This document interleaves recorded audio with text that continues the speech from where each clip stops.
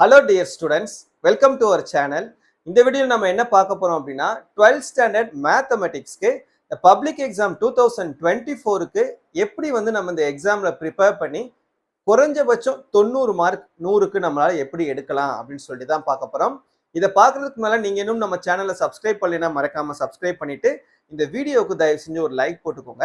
அப்பதான் அடுத்தடுத்த வீடியோஸ் இதே மாதிரி நிறைய போடுறதுக்கு எனக்கு ஒரு சின்ன என்கரேஜ்மெண்ட்டாகவும் மோட்டிவேஷனாகவும் இருக்கும். அண்ட் வீடியோவோட டிஸ்கிரிப்ஷன்ல கொடுத்துருக்கக்கூடிய வாட்ஸ்அப் சேனல்ல மறக்காம ஜாயின் பண்ணிக்கிறீங்க. அப்பதான் ஃபியூச்சர்ல நீங்க எதையும் மிஸ் பண்ணாம பார்க்க முடியும். ஓகே ஸ்டூடெண்ட்ஸ், இந்த மேத்தமெட்டிக்ஸ் அப்படின்னு சொன்னாவே நிறைய சிலருக்கு பயம், சிலருக்கு வெறுப்பு. ஏனோ அந்த காலத்துல இருந்து இந்த காலம் வரைக்கும் அப்படிதான் மேத்தமெட்டிக்ஸ்னா. நான்லாம் ஸ்கூல் படிக்கக்கூடிய டைம்ல பாத்தீங்கன்னா மேத்தமெட்டிக்ஸ் எனக்கு ரொம்ப பிடிக்கும்.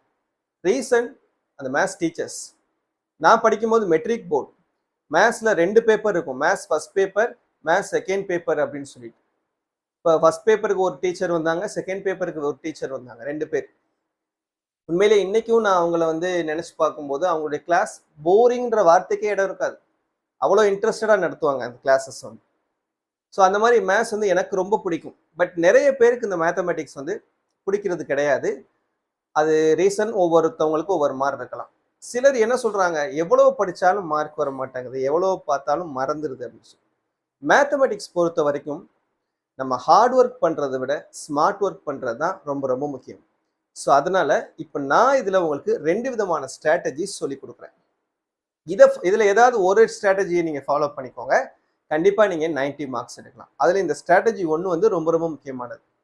எந்தெந்த சாப்டர்ஸ் நீங்க படிக்கணும் இந்த பப்ளிக் எக்ஸாமுக்கு, அதை நீங்க எப்படி ப்ரிப்பேர் பண்ணணும், அந்த மாதிரி நான் சொல்லக்கூடியதை அப்படியே ஃபாலோ பண்ணி ப்ரிப்பேர் பண்ணீங்கன்னா கண்டிப்பா நீங்க 90 மார்க்ஸ் எடுப்பீங்க. ஸோ இப்போ நான் சொல்றேன் கவனிங்க. உங்களுக்காக ஹிண்ட்ஸ்லாம் எழுதி வச்சிருக்கேன். ஸோ இப்போ ஸ்ட்ராட்டஜி 1. இந்த ஸ்ட்ராட்டஜி 1ல டோட்டலா உங்களுக்கு 12th மேத்தமெட்டிக்ஸ்ல 2 வால்யூமும் சேர்த்து 12 சாப்டர்ஸ் இருக்குதா? இந்த 12 சாப்டர்ஸ்ல நான் சொல்லக்கூடிய ஒரு 7 சாப்டர்ஸை ஒமிட் பண்ணாம பார்க்கணும். Chapter 1 matrices and determinants. அப்புறம் சாப்டர் 2 காம்ப்ளெக்ஸ் நம்பர்ஸ். அப்புறம் சாப்டர் 3 தியரி ஆஃப் ஈக்குவேஷன்ஸ். அப்புறம் chapter 4 inverse trigonometric functions.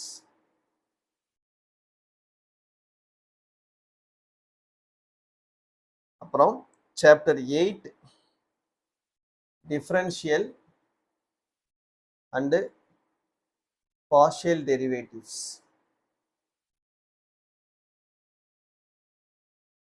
Then chapter 11 probability and chapter 12 discrete mathematics.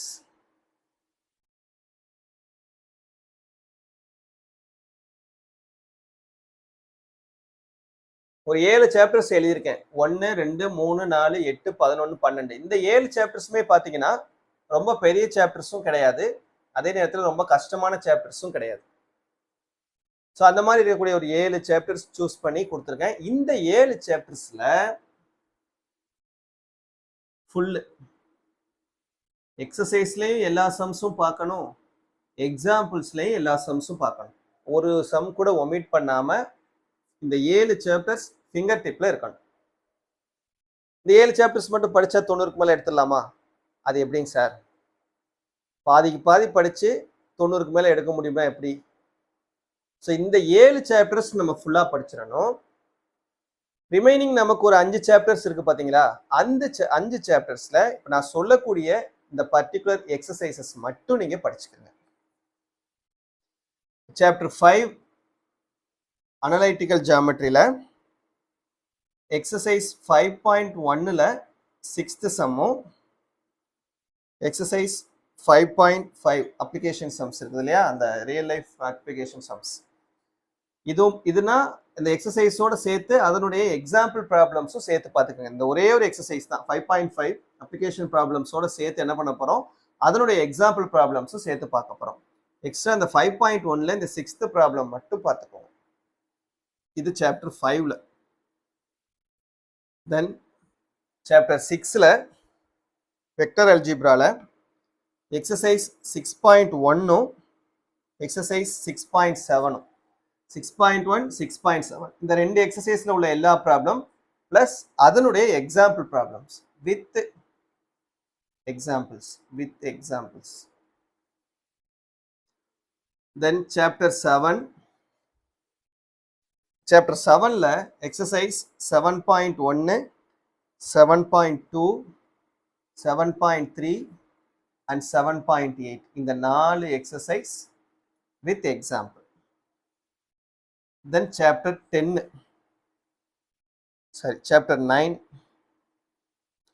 9 chapterல applications of integrationல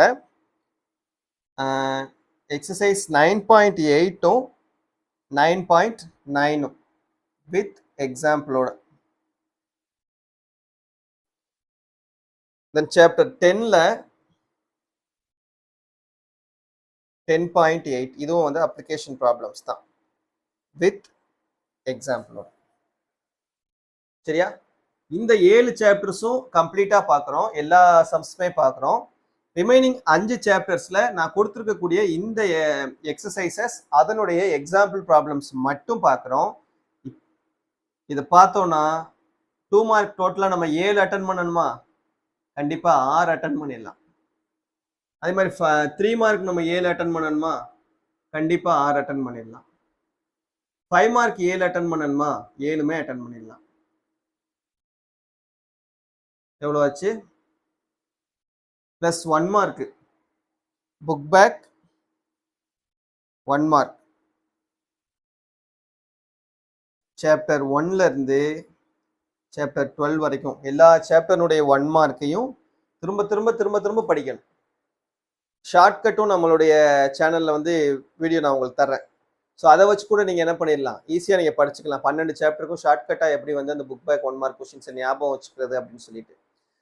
ஸோ எப்போவுமே நிறைய பேருக்கு இருக்கக்கூடிய பழக்கம் என்னென்னா 1 மார்க்லாம் எதுக்கு படிச்சுக்கிட்டு அங்கே போய் நம்ம எக்ஸாமில் பார்த்துக்குறோம், லாஸ்ட் மினிட்ல யார்கிட்டையாவது கேட்டு எழுதிக்கலாம், இல்லையா ஒரு இங்கி பிங்கி பாங்கி போட்டு 4 ஆப்ஷனில் எது வருதோ அதை எழுதிக்கலாம் அப்படின்ற பழக்கம் நிறைய பேருக்கு இருக்குது. தயவு செஞ்சு அதை கொஞ்சம் மாற்றிக்கிறங்க. 1 மார்க் எல்லாமே படிச்சிருங்க. படிச்சிட்டிங்கன்னா குறைஞ்சபட்சம் உங்களுக்கு 15 1 மார்க்கு, அதிகபட்சம் 17 1 மார்க் வரைக்கும் உங்களுக்கு புக் பேக் கொஸ்டின்லேருந்து கேட்பாங்க. நம்ம குறைஞ்சபட்சமே வச்சுக்கிறோமே 15 1 மார்க் கேட்குறாங்கன்னு வச்சுக்கிறங்க. அப்போ 15 × 1 15 ஆட் பண்ணிங்கன்னா 80 வரும் உங்களுக்கு out of 90. Plus 10 mark internal சேர்த்தோன்னா 90 மார்க்ஸ் அவுட் ஆஃப் 100. நீங்கள் இது மாதிரி ப்ரிப்பேர் பண்ணுங்கள். அப்புறம் நீங்கள் எக்ஸாமில் உண்மையிலேயே ஃபீல் பண்ணுவீங்கன்னா நெகட்டிவ் ஃபீல் கிடையாது. பரவாயில்ல சார் சொன்னார் அதே மாதிரியே நம்ம கொஸ்டின்ஸ் கேட்டிருக்காங்களே அப்படின்னு சொல்லிட்டு அந்த ஃபீல் பண்ணுவீங்க அப்படின்னு சொல்ல வந்தேன். ஓகேவா? ஓகே, இது ஒரு ஸ்ட்ராட்டஜி. இன்னொரு ஸ்ட்ராட்டஜி என்னன்னா, ஆல்ரெடி நம்ம சொன்ன ஸ்ட்ராட்டஜி தான் ஸ்ட்ராட்டஜி 2. இதில் மாதிரியே புக் பேக்கில் 1 மார்க் கொஸ்டின்ஸ் ஃபுல்லாக படிச்சுக்குங்க. Chapter 1 to 12.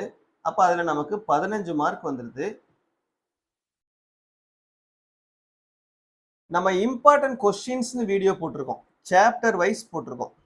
ஒவ்வொரு சாப்டர்லையும் எது எது இம்பார்ட்டன்ட் அப்படின்னும் பப்ளிக் எக்ஸாமுக்கும் இம்பார்ட்டன்ட் கொஸ்டின்ஸ் வீடியோ நம்ம கொடுக்குறோம்.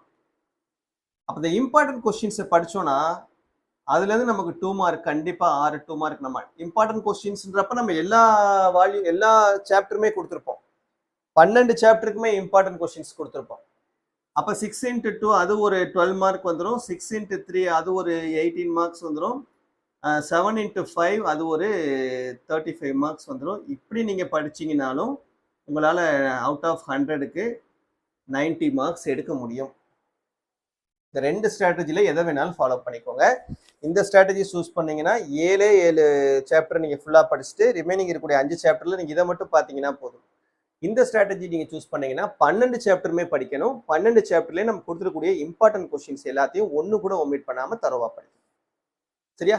ஸோ இந்த மாதிரி கொஞ்சம் நம்ம வந்து மேத்ஸ் பொறுத்த வரைக்கும் எப்போவுமே இந்த மாதிரி நம்ம டிஃப்ரெண்ட் நம்ம ஸ்மார்ட் ஒர்க் பண்ணணும். கொஞ்சம் திங்க் பண்ணி எப்படி நம்ம படிக்கலாம், எந்த மாதிரி நம்ம வந்து ப்ரிப்பேர் பண்ணலாம் அப்படின்னு சொல்லிட்டு அதுக்கு ஏற்ற மாதிரி நம்ம ரெடி பண்ணோம்னா கண்டிப்பாக நல்ல மார்க்ஸ் ஸ்கோர் பண்ணலாம். மேத்ஸை கஷ்டமான சப்ஜெக்டை நம்ம ஃபீல் பண்ண வேண்டிய அவசியமே இருக்காது. சரியா? ஸோ இந்த வீடியோ உங்களுக்கு யூஸ்ஃபுல்லாக இருந்ததுன்னு நினச்சிங்கன்னா மறக்காமல் உங்களுடைய ஃப்ரெண்ட்ஸ் கூடயும் ஷேர் பண்ணிவிட்டு முடிஞ்ச அளவுக்கு இந்த ஸ்ட்ராட்டஜியை ஃபாலோ பண்ண பாருங்கள்.